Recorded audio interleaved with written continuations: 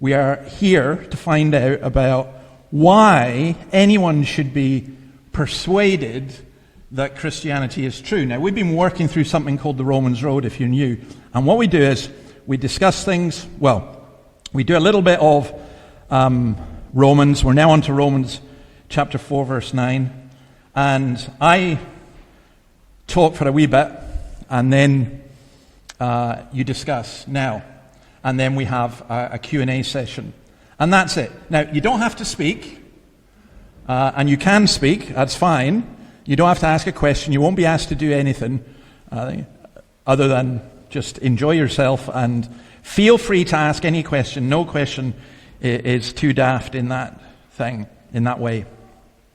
However, I did have an approach from somebody who is here suggesting that they would like to extend the time to like 9 o'clock at night or something. I can't remember.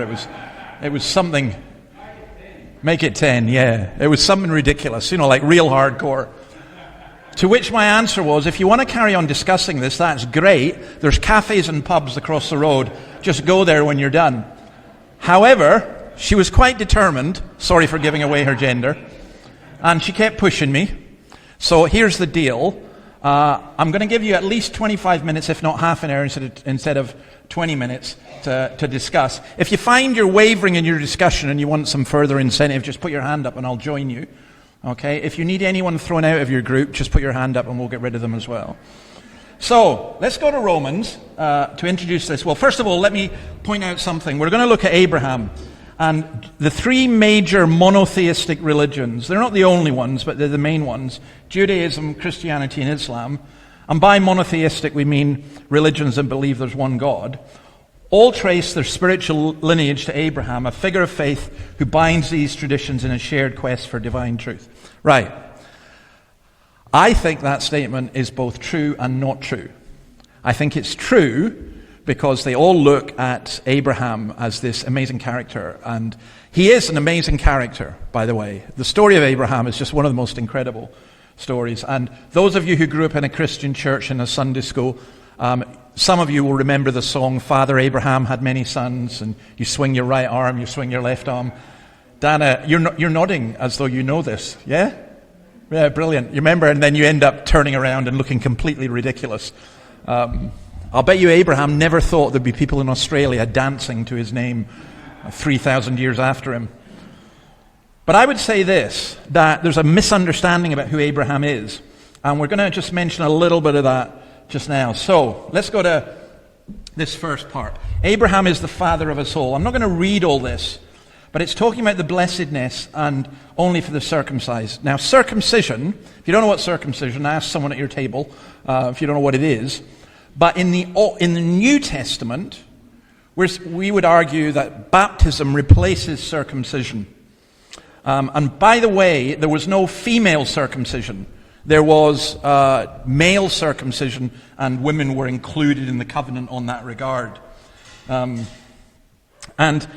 the problem was, so whether you take baptism or whether you take circumcision, it's a religious sign that there were people who said, because we have the sign, then we're fine, we're right with God.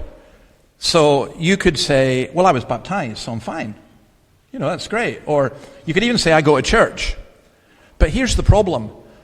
Lots of people are religious, but don't know God. And part of the problem as well is that sometimes religious people get very proud and arrogant. And that's what he's dealing with here. He says, Abraham received circumcision as a sign, a seal of the righteousness that has to come by faith while he was still uncircumcised. So then he was the father of all who've not been circumcised and the father of those who have. So what he's saying is, Abraham was circumcised as an adult, and his children were circumcised as children. So we see that in the New Testament as well. Now, by the way, when we discuss baptism, I don't want an argument about baptism, because I grew up in a family that was very strongly Baptistic. My mother once suggested to me if I ever went to a church where they baptized infants, I could probably be disowned from the family. And I actually changed my mind. I was baptized as an adult. when I first went to university, and then later on, when we had children, we baptized our children. But I don't want to have that discussion tonight. One, it's too big a discussion, and two, you'll probably be wrong. No. Two, I think we should have that discussion at some point, but it's really not the point of the passage. Okay? Then, so it's the point of the passage is to say, look, Abraham's the father of us all. The second thing is the promise is by faith. So Abraham shows the promise comes by faith, not by the law or by religious ritual. So, he says in verse 14, if those who depend on the law are heirs, faith means nothing and the promise is worthless because the law brings wrath, and where there is no law, there is no transgression. So what he's saying is something quite radical. He's saying, you're saying you've got the law, but when you got the law, what that means is God's going to judge you because you don't keep the law. You disobey the law. And here's something that's just so important to get right. It is not possible for you to make your own way to heaven by the good things you do or even by the religious things that you do. So you're like, so-and-so's really religious. But that doesn't mean that they're Christian. And he says the promise comes by faith, so that it may be by grace and may be guaranteed to all Abraham's offspring, not only those who are of the law, but also to those who have the faith of Abraham. He's the father of us all. He is our father in the sight of God, in whom we believe, the God who gives life to the dead and calls into being things that are not. Now, we'll see what that faith was. But the important thing is, the promise is by faith. If someone says, how do I become a Christian, or I want to be a Christian, and then someone gives them a list of things to do, they don't have it. On the other hand, I was going to say, Jacques, can you make sure the door's shut, actually, the outside one, because... On the other hand, some of us get to this stage in life where we say we want to be Christians, but we think there's certain steps we've got to perform, and if we perform these steps, and sometimes a well-meaning Christian will say, if you do this, this, this, and this, then you're in, but you do this, this, this, and this, you don't feel any different, you don't really think you're in, but they pronounce that you're a Christian, and you think, well, maybe I am. Now, it is so simple, this, but so difficult. It is by faith. Now, faith is not blind, but faith is not absolute. What do I mean by that? Faith is not saying, oh, I'm just going to believe whatever else I do. I'm not going to think about anything. I'm not going to question anything. I don't have to know anything. No, you have to know something. But it's not absolute. If you say, I can only believe when I know absolutely everything, you're going to be really stuck. And I've explained this many times in this way before, because for me it was very real. In my previous church, we had loads of young people start coming. And as things developed, we had no children, by the way, and eventually ended up with about 60 children. There was a step in between, which was they had to get married. But I would get a young couple come, and sometimes, actually, amazingly enough, you might be surprised at this, it was very often the male who said, how do I know that she's the one? How do I know that this? And I'm saying, you've got to stop reading Jane Austen, seriously. And stop watching rom-coms, How do I know there are no other ones? And I'd say, look, at some point, you're going to have to make a decision. Not, this is the person I know I will spend the rest of my life with because I had a dream about it and because she's so fantastic and because da-da-da-da-da. But you think, this is a person I'm willing to commit for my whole life.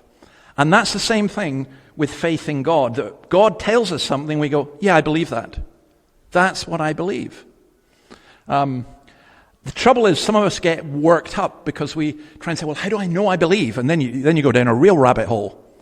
I just got to a stage that one of the most important prayers in the whole Bible is, Lord, I believe, help my unbelief.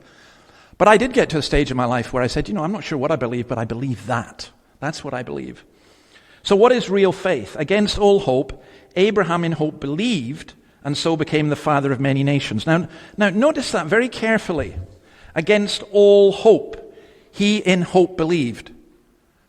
So he didn't have any hope, but it's not that his faith was blind, but his hope was blind, I think, to this regard. So shall your offspring be. Now, just for those of you who don't know the story, he was about 100 years old, and Sarah wasn't much younger than him. So when I went to grok and AI and said, draw me a picture of Abraham and Sarah, they always did a middle-aged man and a young, beautiful girl. And I said, no, Sarah's 90 years old and she's pregnant. And grok couldn't cope with that. So I actually went and got it from a painting from the Metropolitan Museum. I got that one. And that gets it right. Here's this wrinkly old woman who has a baby. I mean, that's just like off the scale weird at one level. He faced the fact his body was as good as dead, yet he did not waver through unbelief regarding the promise of God and was strengthened in his faith and gave glory to God, being fully persuaded that God had power to do what he had promised. Now, there's the key thing. It is not illogical, right? It's never illogical to believe that an almighty God can do what he's promised. It's just we find it difficult to believe that it did happen. And to be honest, there aren't many 90-year-olds going around giving birth, right? There aren't many virgin births. Okay? That's kind of the point of the whole thing. But Abraham's faith was it was just, God said this, and Abraham said, if God says it, I'm going to believe it. Sarah laughed. Remember? When she heard say, she just burst out laughing. Oh yeah, that's right. We think of Abraham and Sarah and people like that as models of faith because they never disbelieved. Yeah, they did. We all get very skeptical about what God says. And then this life from the dead. This is why it was credited to him as righteousness. The words that was credited to him were written not for him alone, but also for us, to whom God will credit righteousness. For us who believe in him who raised Jesus our Lord from the dead. He was delivered over to death for our sins and was raised to life for our justification. So, that word justification, you might want to talk about what that means. But I think this is a very, very simple thing. He's saying Abraham believed what God said, and he became a model of faith. We believe in him who raised Jesus our Lord from the dead. That is actually the key to Christianity, about Jesus rising from the dead. When you go through the book of Acts, the Christians the apostles didn't usually begin their message with creation. They didn't usually begin their message, actually they didn't even usually begin it with sin. Their starting point was often, there was a man, Jesus Christ, who was killed and who was raised to life. And people found that so hard to believe. But if there's an almighty God, then he can raise people from the dead. And that was the point. All right? And he believed it, and so it was credited to him as righteousness. What is it Jesus said to Thomas? You have seen and you believe. Blessed are those who have not seen, but believe. So that's the key issue there. There's a God who can give life from the dead.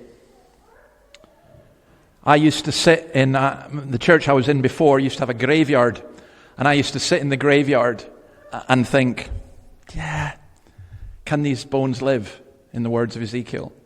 And I do believe it. I believe in resurrection and life from the dead. And to me, nothing makes sense without that. Fundamentally, you've got two choices. Either people die and that's it, or there is a resurrection. Intellectually, I have no problem with an almighty God raising people from the dead. But fundamentally, I believe it's for good, because God has given proof of that by raising Jesus from the dead and all the things that come from that. So, that's it. That's my introduction. Not bad. Right, you got 25 minutes, okay? Any questions you want, any comments, feel free. The ones that are on the sheet are just guidelines for you. And if you need me for anything, give me a shout.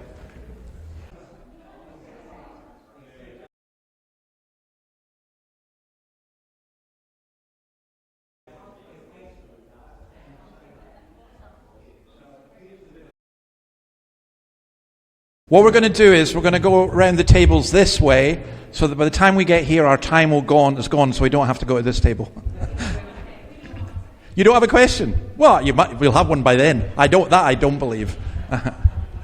Right, let's start here. Question or a comment? On you go. Yeah. Do I trust in God's promises even when my circumstances seem impossible? Okay, do I trust in God's promises even when our circumstances seem impossible? By the way, we record this. All this goes on YouTube, if you ever want to catch up with any of it. Well, the answer to that from the passage is obviously yes, because you don't get really much more impossible than being 100 years old and 90 years old and being told that you're going to have so many descendants that they're more than the stars in the sky.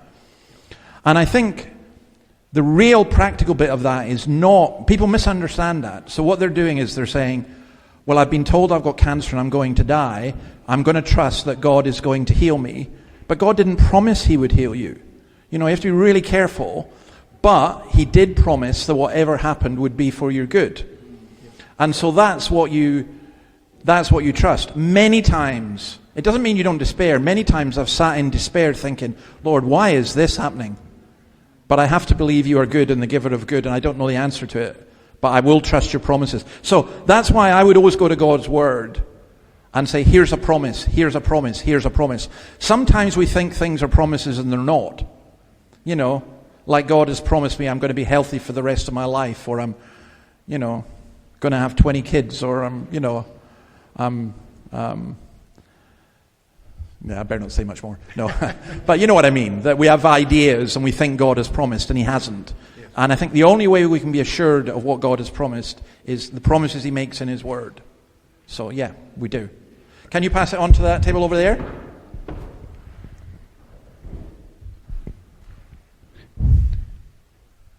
Yeah, go good. Yep. Yeah. Well, that's pretty loud. My question is, you know how like all the Jews go like, oh yeah, like our father's Abraham. Yeah. But the way they lived, they didn't have the faith or the heart of Abraham though, and so it's like they sort of missed the point of, you know, looking to Abraham. So it's like doesn't that sort of, you know what I'm saying? Like, doesn't it what though? What's the question? I mean, I guess maybe it's more of a comment, but like I don't know, like I don't really understand why they would look to Abraham when, like, you know, the benefit of looking to Abraham would be to like getting, like, you know, looking at his faith and his life and everything, but then their heart was so far away from that though. Yeah. So you have to understand it from their perspective. Their perspective is that there's a Messiah that's been promised. Their perspective is also tied in with the promise of the land. So if you want to understand what's going on in the world just now, in Israel, the Muslims believe they've been promised the land. For some time, the Christians, like the Crusaders, believed that, and I think they were wrong. And the Jews believe that that's their land. You know, it's the land of Abraham, and so on. And that's how they would describe it. I think the story of that, the warning for us in all of this is all of us have to be very careful about what we say we believe and what we know and what we don't know, because we see things through certain perspectives and certain glasses, and we can get things wrong. And the more I go on in life, the more I think I'm pretty certain about Christ. And that's what I heard Anthony Albanese, again, I'm not making a political point, but I heard him say to the Prime Minister of Canada, of this one thing I'm certain, we have a really good relationship. And he said the same thing to Keir Starmer. In fact, he says that to all the girls. I mean, to all the... And I just thought, if that's your certainty, you know, I find myself increasingly uncertain about a lot of things, but I am absolutely certain about Christ and God's Word. And I think the Jews vary. I mean, look, there are a significant number of Jews who are atheists. A lot, actually. And there's a significant number of Jews, increasingly, who are Christians. They're called Messianic Jews. I know several here in Australia, and there are people who work amongst the Jews. And my own view, by the way, is that it will be an enormous blessing to the world when the Jewish people as a whole come to follow the Jewish Messiah, Christ. And I think Romans 11 will come to that, so I won't say anything more about it just now, but I think Romans 11 indicates that. But no, it's a good question, Peter. Thank you. Can you pass it on to this table here? Who's going for it? Cedric. Okay. Oh, is this on? Is this on? Can you hear me? Yeah. Okay, good. So, having looked at all of this stuff, simple question. Where am I without the grace of God? Yeah. Well, the same as all of us, we're nowhere because it's by the grace of God. It's in God we live and move and have our being.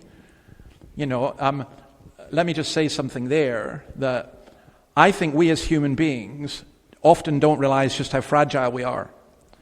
So when I did that, in fact, let me go back to it. That photograph of there's the wee baby, right? A baby's completely helpless. But then actually so are we. And I've mentioned it, I did mention this before, but just for me, the biggest lesson of that was when I went to hospital and couldn't breathe.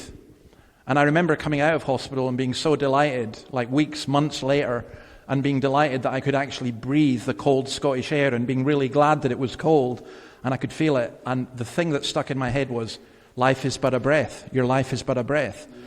So all of us, we're hanging by a thread, but it's the grace of God that keeps us going. And that's what we trust in. So no, it's a good question. Let's go to this one here. Question or... Oh, you got... Go for another one. Yeah, go for a bonus. Let's try to get out of that. Yeah.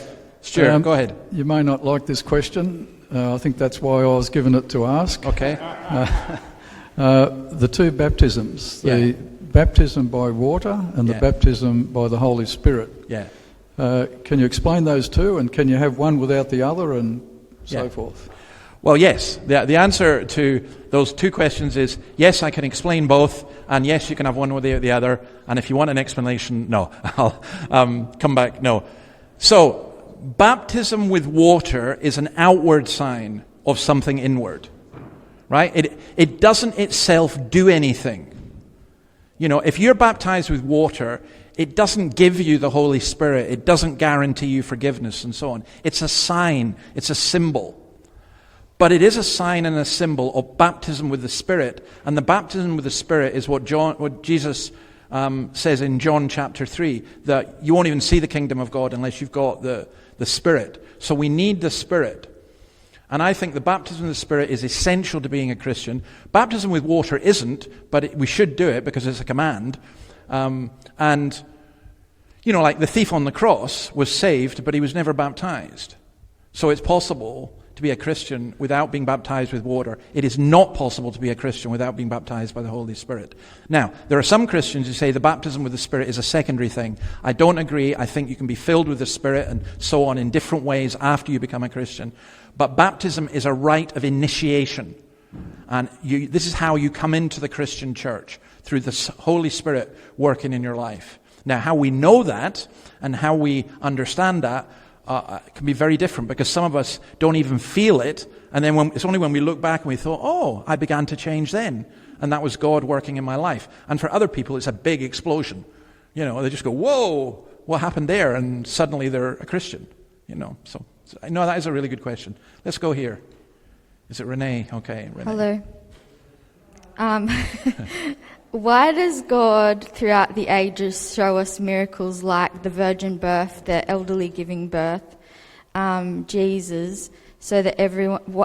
why doesn't he today show, so that everyone can see and believe? Yeah. Faith isn't needed it's not needed because you can see it? Yeah. Does that make sense? Sorry. Yeah. No, I know exactly what you're saying. Well, or let me rephrase it and you tell me if I've got this right, right? So basically, so in the Bible, there are 3 periods when there were a lot of miracles. Moses, Elijah, and Jesus and the apostles. There are huge gaps when there are no miracles recorded in that sense. So what was the point of the miracles? In John's Gospel, it says, these were signs given that you may believe. So what you're really asking is, why don't we get these signs now so that we could believe? And my answer would be this. The signs were to verify who Christ is. I think that, Christ is not physically here on earth. And to be honest, many people have seen or experienced miracles and they still didn't believe. The people who crucified Jesus were people who saw him raise Lazarus from the dead. And that's about the biggest miracle, physical miracle possible. So I don't think that seeing lots of miracles would really... The greatest miracle is having, your life changed by the Spirit, as we were talking. Having said that, I do believe that God at times does give us what I would only describe as supernatural answers to prayer. But I don't think that's sufficient for someone to believe in Christ. I think it's like it points you to Christ, but it doesn't prove anything. Because to be honest, when you had Moses and Pharaoh, Pharaoh's magicians were able to perform miracles. If someone performs a miracle, it doesn't mean they're from God. There's some pretty weird stuff goes on that turns people away from God. So I don't think it's necessary for us to have that. But having said that, I sometimes think that God in his mercy does provide us with miracles. So I can think of one man, I remember hearing him giving his testimony, and he was on a fishing boat and it was sinking off the west coast of Scotland, and you ain't surviving that. And he says that he prayed as he jumped off the boat, God save me and I'll go to church and I'll do, I'll do. And he says that in between jumping off the boat and hitting the water, he was conscious that it was all true, and he was saved, and he then later became a Christian because he regarded what happened to him as a miracle. At the very least, it was an extraordinary answer to prayer. I think that does happen, but you can't rely on that, and that's not what you should look for. Your faith shouldn't be in miracles. Your faith should be in Christ. So that's the way I would put it. It's a good question. Right, let's go to this one. See if you've got a comment to make or a question. We have now got a question. Okay. You can choose to cultivate a religious mindset, but is that true faith? Can we choose true faith?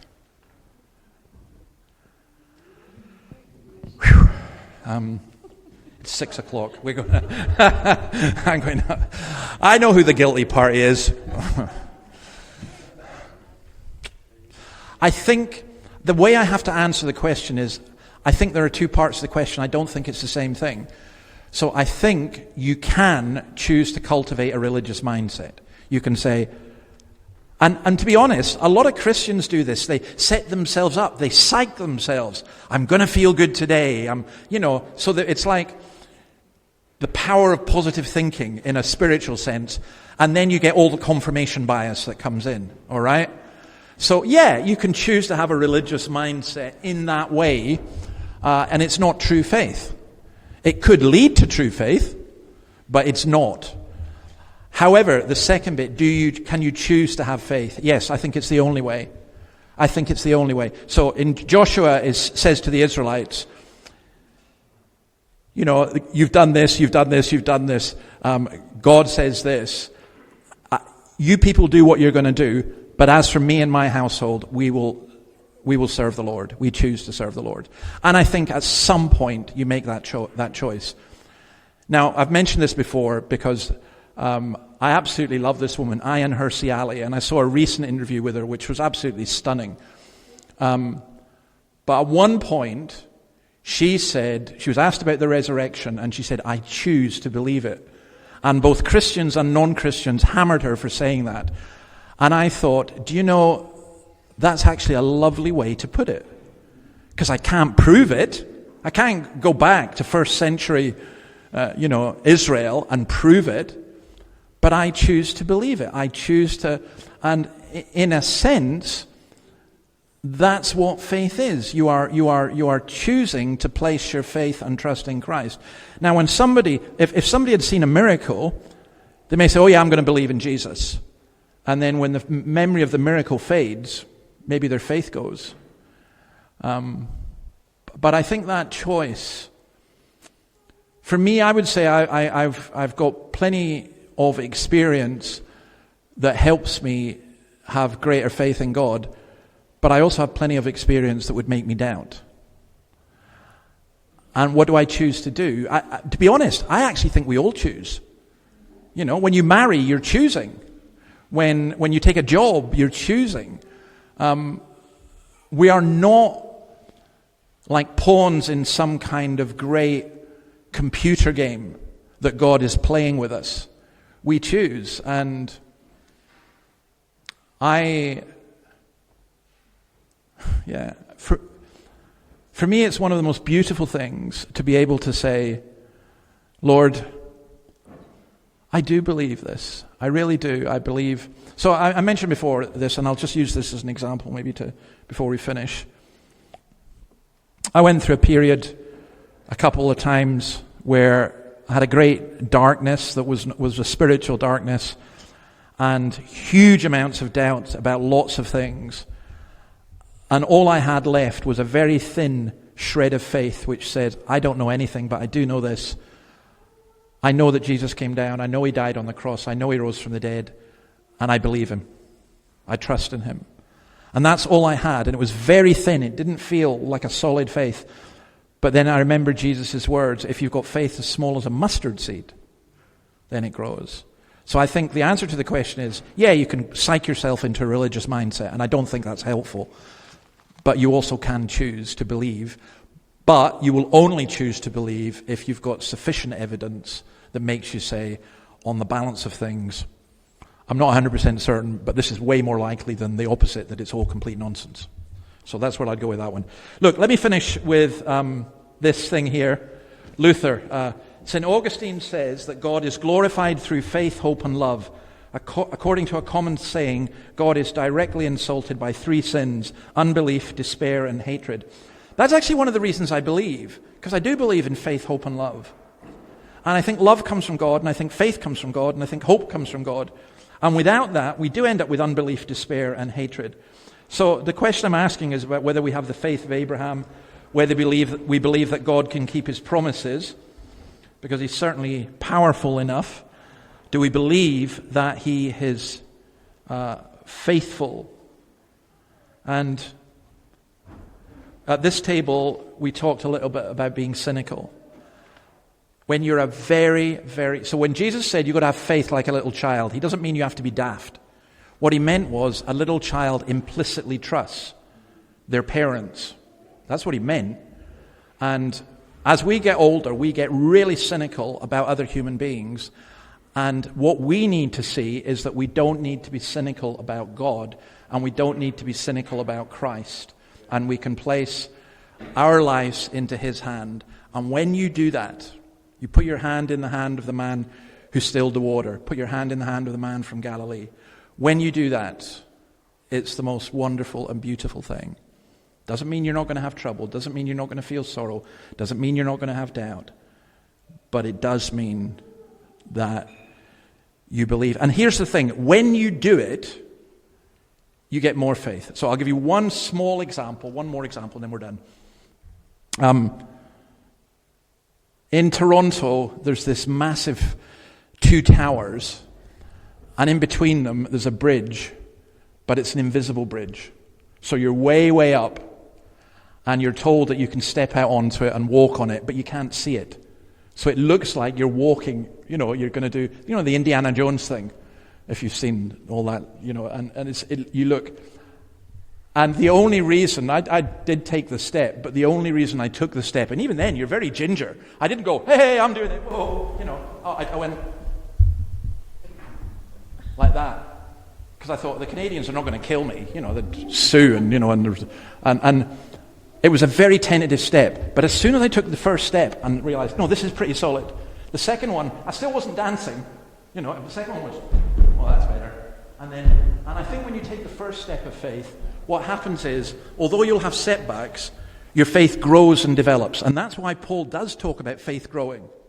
And it can grow and develop. So this idea you become a Christian and everything's brilliant, for some people, yeah. For most people, no. It's step by step by step by step. But you take the first step, that's the basis for the rest of it coming. If you're waiting for the rest of it to come, you'll never take the first step. Does that make sense? All right. Jacques, do you want to pray for us? Come on up to the microphone and pray for us. Let's pray. Heavenly Father, thank you for this time spent looking at Romans, and we pray that you make this, the meaning of these words clear to us, that you strengthen each of us in our faith. Help us to aid and assist and strengthen each other in this journey of faith. And we pray for the week ahead that we can go forth now with joy and excitement and with thanksgiving for everything that you grant to us in our lives. We pray this in the name of Jesus our Lord. Amen. Amen.